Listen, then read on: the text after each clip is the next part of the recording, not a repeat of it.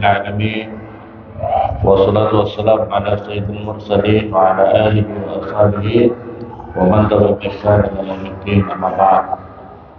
قال المؤلف رحمه الله تعالى ونفعنا بعلومه في الدارين آمين.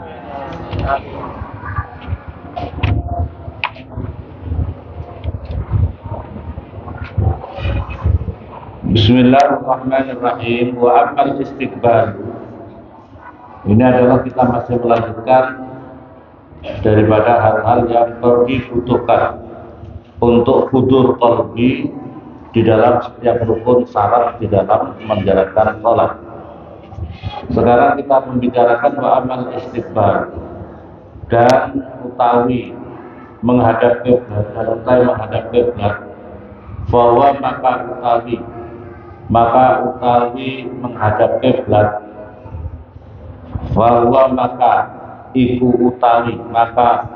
utawi istiqbal itu adalah sorfun, itu adalah membelokkan atau memalingkan, mengarahkan lizahiri wajhika pada zahirnya wajahmu, ansa ini jihati daripada semuanya arah, ila jihati baitillahi pada arahnya Ka'bah, ila jihati baitillahi pada arahnya Baitullah Ta'ala mahlul Allah. Afatar, maka apakah mempunyai pendapat siapa kamu an-nasr fal qalbi, sesungguhnya memalingkan hati kamu, mengarahkan hati kamu ansairul umur daripada selebihnya beberapa perkara ila amrillah pada perkaranya Allah azza maha mulia wa jalla maha Allah. Laisa itu tidak ada apa itu sorful qalbi ansairul umur ila amrillah, matluban itu dituntut minta daripada kamu. Hai hata, atuh banget, jauh sekali pendapat kamu itu, pikiran kamu itu. Fala matluba, maka tidak ada yang dituntut itu mawjud siwa pada selainnya Allah. Wa inna hadhihi duha, dan sesungguhnya ini zahirnya kita itu adalah tahriqatun, itu adalah beberapa gerakan-gerakan lil bawatin pada hati batin kita. Kalau ada orang berpendapat bahwasanya mengarahkan hati kita pada amrillah, pada perkara Allah, itu tidak dituntut, itu sangat jauh sekali. Karena sesungguhnya zahir kita ini mau bergerak itu adalah karena mengikuti batin kita, Waktu itu dan menjadi pembatas dari jawari pada anggota badan. Wataskinun, dan yang menenangkan laha kepada jawari bil isbati, dengan menetapkan fi jihadin wahidatin, di satu arah wahidatin yang satu.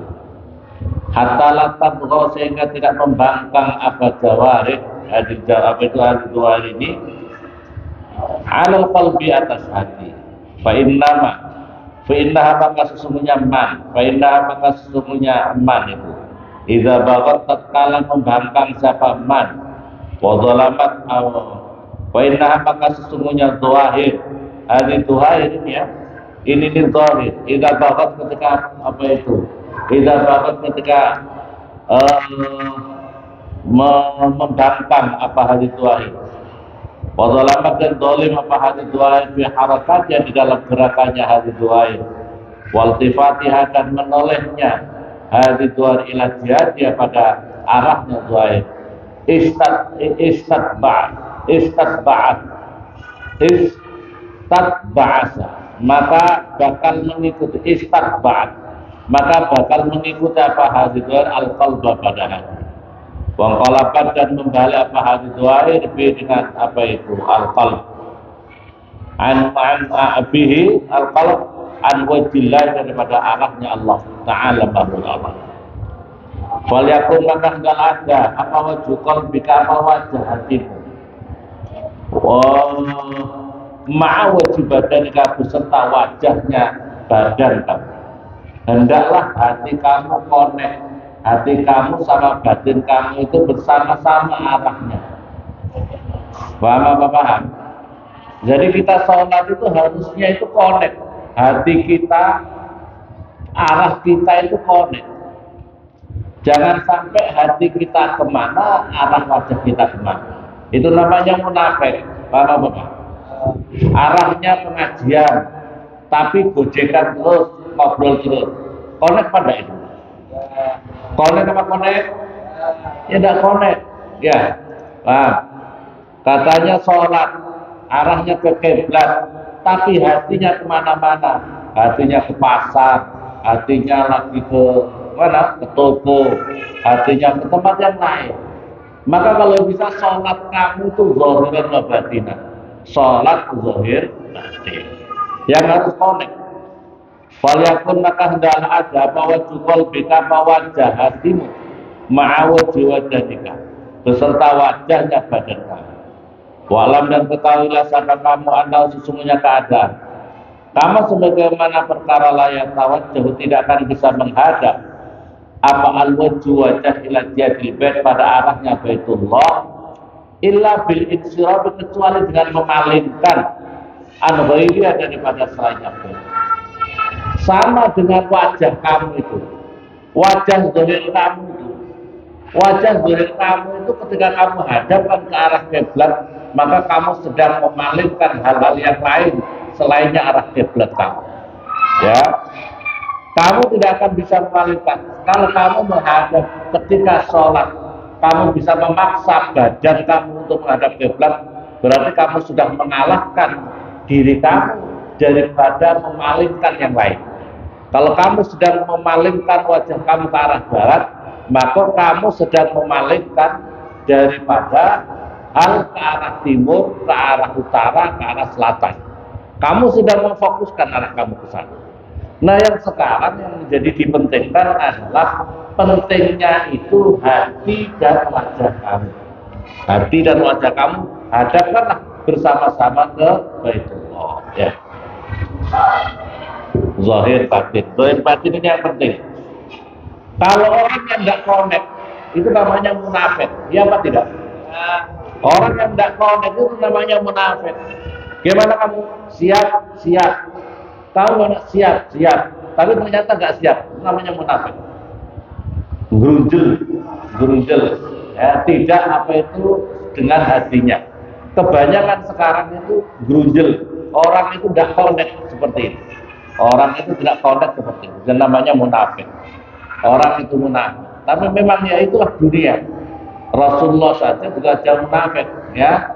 Apa itu Rasulullah saja juga perjuangan Rasulullah juga ada orang munafik. Betul apa betul? Apalagi perjuangan kita. Maka yang paling utama kita mengharap sama Allah. Kalau mengharap sama orang, maunya supaya dia baik, maunya supaya dia itu baik, tapi susah namanya orang. Ya apa tidak? Karena munafik itu loh kebanyakan. Fala yansurifu maka janganlah dipalingkan apa al-qalbu apa hati. Fala yansurifu maka tidak bisa memalingkan apa al-qalbu hati lillahi pada Allah subhanahu wa ta'ala Allah illa bitafrid kecuali dengan mengosongkan amma dari perkara si Allah pada selainnya Allah azza wa mulia wa jalla ma'agung siapa Allah subhanahu wa ta'ala. Nah sekarang kalau berkaitan dengan hati, maka seseorang tidak akan bisa menghadap kepada Allah kecuali dengan mengosongkan yang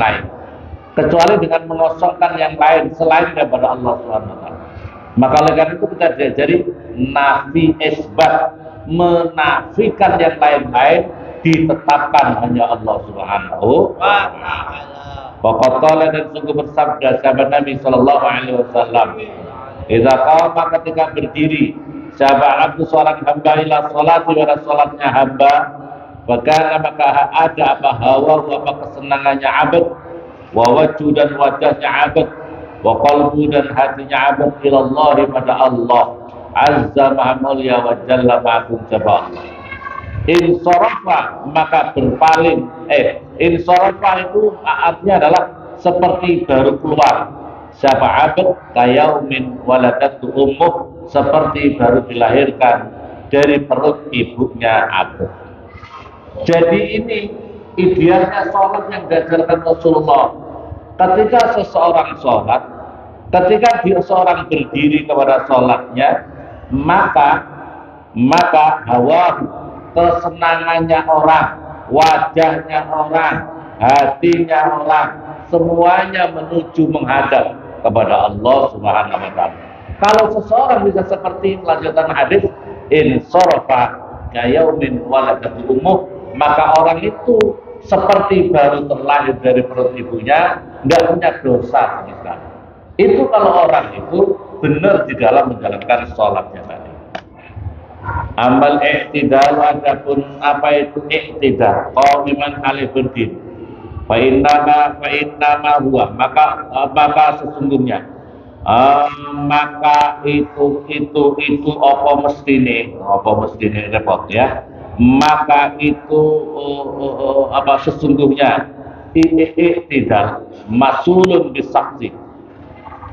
Masulun itu adalah menghadapkan bisaksi dengan awak-awak, dengan fisiknya, dengan anggota fisiknya, wal qalbi, dan hatinya, baina yadayillah, di dalam hadapannya Allah azza mahmulya wa jalla mahkum sapa Allah.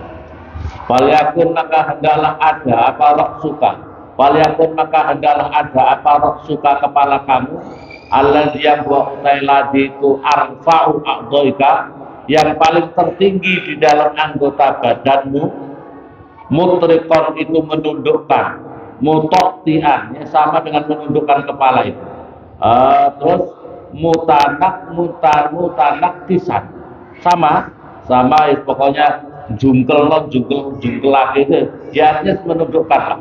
Nah, bisa hendaklah ditundukkan ketika kamu itu ketika kamu i'tidal, maka hendaklah dijadikan kepala kamu yang paling kamu muliakan, kepala kamu yang paling kamu paling tertinggi di dalam anggota tubuh kamu, hendaklah ditundukkan. I'tidal itu ditundukkan kepalanya, waliyakun, dan hendaklah ada tawatu roksi, menaruhkan kepala, an irtifaihi, daripada tingginya ra's, tanbihan, karena mengingatkan, ala ilzamil qalbi, atas menetapkan hati, at-tawadhu'a, pada sifat tawadhu, wa tazallula, dan sifat rendah, wa hina, menunjukkan kehinaan, wa tabarri, dan membebaskan, anit tarakus, daripada sifat sombong. Kepala ini susah untuk menunduk, wa takabbur, sifat sombong. Takabur, sifat sombong yang sombong itu. Waliyakun, dan hendaklah ada ala zikrika, atas pengingatan kamu, hahuna, di dalam itu tempat, khotorul qiyami, ada kekhawatirannya berdiri, kegawatannya atau kekhawatirannya berdiri, baina yadayillah, di dalam hadapannya Allah ta'ala malu Allah, fi haulil matlaq, di dalam ponco boyone, tempat keluar, di dalam gawatnya tempat keluar, indal ardi, ketika di hadapan hari kiamat, lissoali, pada bertanya. Inilah yang harusnya dihayati seseorang ketika i'tidal berdiri. Tundukkanlah kepala kamu, perhatikan, tundukkanlah kepala kamu, perhatikan bahwa kamu itu nanti akan dimintai pertanggungjawaban kamu di hadapan Allah. Ketika kamu berdiri, bagaimana kamu nanti berdiri di hadapan Allah Subhanahu wa ta'ala di hari kiamat nanti. Jangan kau jadikan kepala kamu itu susah untuk menerima kebenaran. Janganlah menjadikan kepala kamu, kesombongan kamu itu menjadikan sebab tidak mendengarkan tidak mematuhi perintah-perintah Allah Subhanahu wa ta'ala. Wa'lam dan ketahuilah sama kamu fil hal di dalam ketika itu, di dalam dalam tatkalanya sholat itu, annaka sesungguhnya kamu qaimun itu sedang berdiri baina yadayillahi di dalam hadapannya Allah Ta'ala menurut Allah, wa huwa Allah itu muttali'un, itu zat yang mengetahui, muttali'un zat yang melihat alaika atas diri kamu. Fakum maka berilah sama kamu baina yadayhi di dalam hadapannya Allah Subhanahu wa taala. Qiyam maka sebagaimana berdiri kamu baina yadayhi ba'dil mulukiz zaman, di antara hadapannya sebagian raja-raja masa. In kunta jika ada siapa kamu ta'jizu lemah siapa kamu an ma'rifati kulli jalalih, daripada mengetahui sejatinya keagungan Allah Subhanahu wa taala. Bal qadir sebaliknya mengira-ngirakan nasabah kamu fi dawami qiyamika di dalam sepanjang berdiri kamu, fi sholatika di dalam sholat kamu, annaka sesungguhnya kamu malhud itu diawasi, wa marqubun dan dipantau, bi'aini kalihi dengan pandangan apa itu mentelengnya apa bahasa Indonesia-nya, dengan pandangan yang sangat tajam, pandangan tajam dengan pandangan yang sangat tajam, min rajulin solehin, daripada seorang rajul solehin yang soleh, min ahlika dari ahli kamu, au mimman atau dari seseorang, targhabu yang cinta sama kamu, fi ayya'rifa di dalam supaya mengetahui manta kepada kamu, bisolahi dengan kebaikan. Fa'innahu maka sesungguhnya keadaan tahdal itu bisa diam, inda zalika di dalam itu takdir apa atrof apa anggota kamu, atrof anggota kamu itu ya, anggota kamu itu atrof beberapa anggota kamu, watahsau dan menjadi khusyuk apa jawari apa anggota badan kamu. Tarfun itu adalah ya mata kamu, ya anggota kamu. Jawari juga anggota, jawari bukan. Wataskunu dan menjadi tenang apa jami ajaib, apa semua juz-juz kamu, sendi-sendi kamu, khifatan takut, ayat sibaka supaya dinisbatkan, ayat sibak supaya menisbatkan kepada kamu, zalikal ajiz pada itu orang yang lemah, al miskin yang miskin, ila qillatil khusyuk pada sedikitnya khusyuk kepada Allah. Jadi ini cara supaya bagaimana kamu bisa menghayati, ya, bagaimana kamu menghayati ketika iktidal.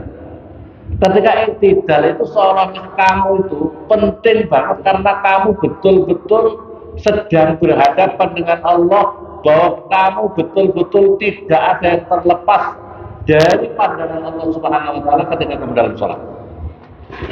Dan hayatilah kamu bahwasanya kamu berdiri itu adalah sebagaimana kamu berdiri di hadapan Allah nanti ketika hari kiamat, ketika kamu harus mempertanggungjawabkan amal-amal kamu, sholat-sholat kamu, kekhusyuan kamu, lillahi ta'ala kamu, karena kamu katanya kamu Allahu Akbar.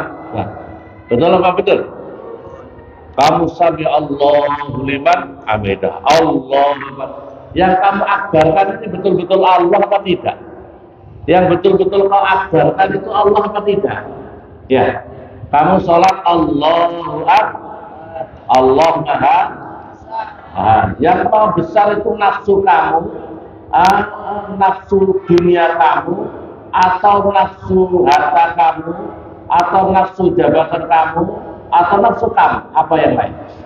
Betul-betul Allah Akbar apa tidak? Yang akbar itu nafsu kamu atau Allah? Yang akbar itu nafsu kamu atau Allah? Ya, kamu jangan munafik, maka itu yang kamu harus hayati.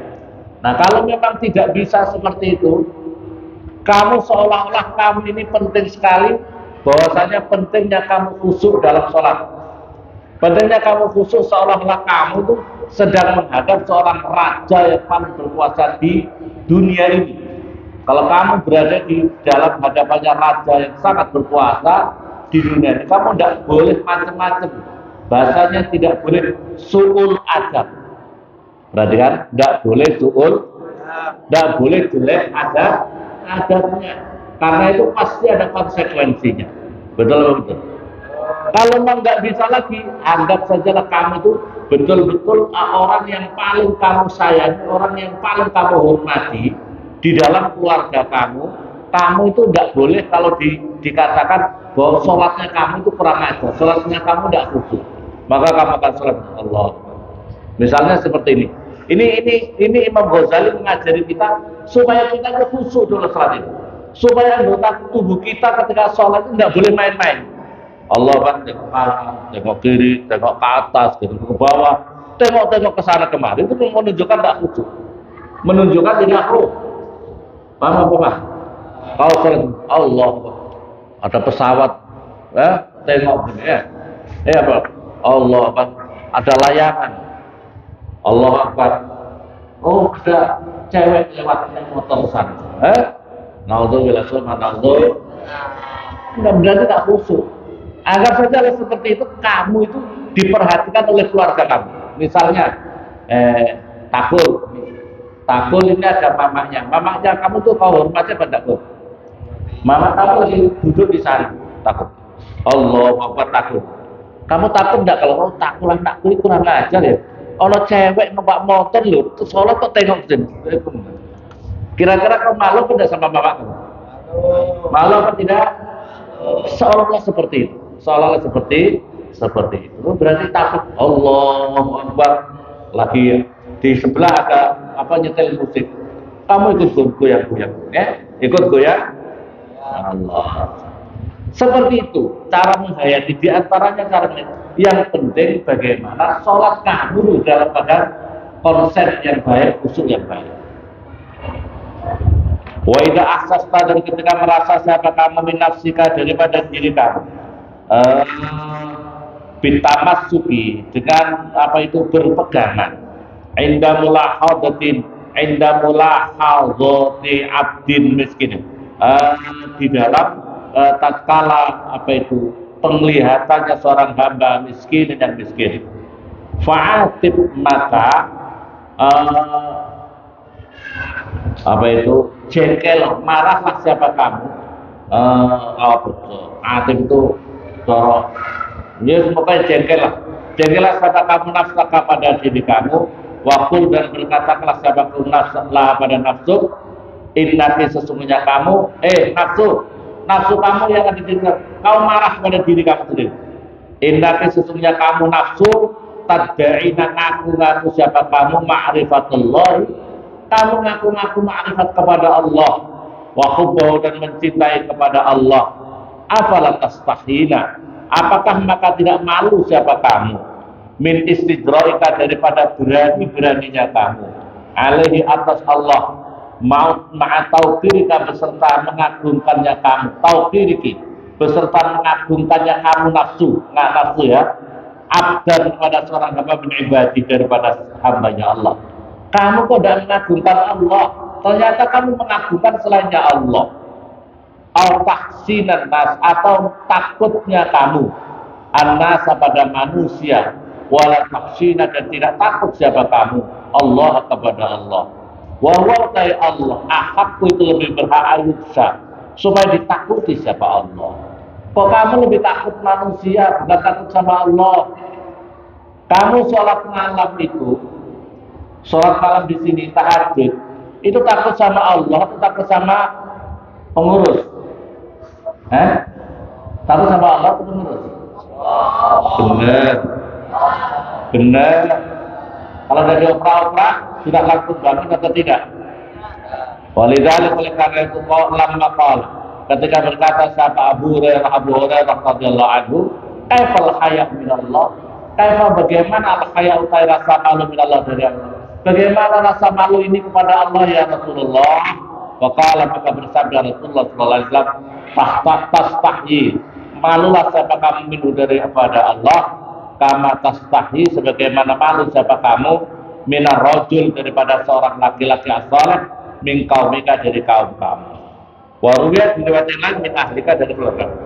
Bagaimana ya Allah, bagaimana ya Rasulullah, kami ini bagaimana malu sama Allah, bagaimana kami ini malu sama Allah?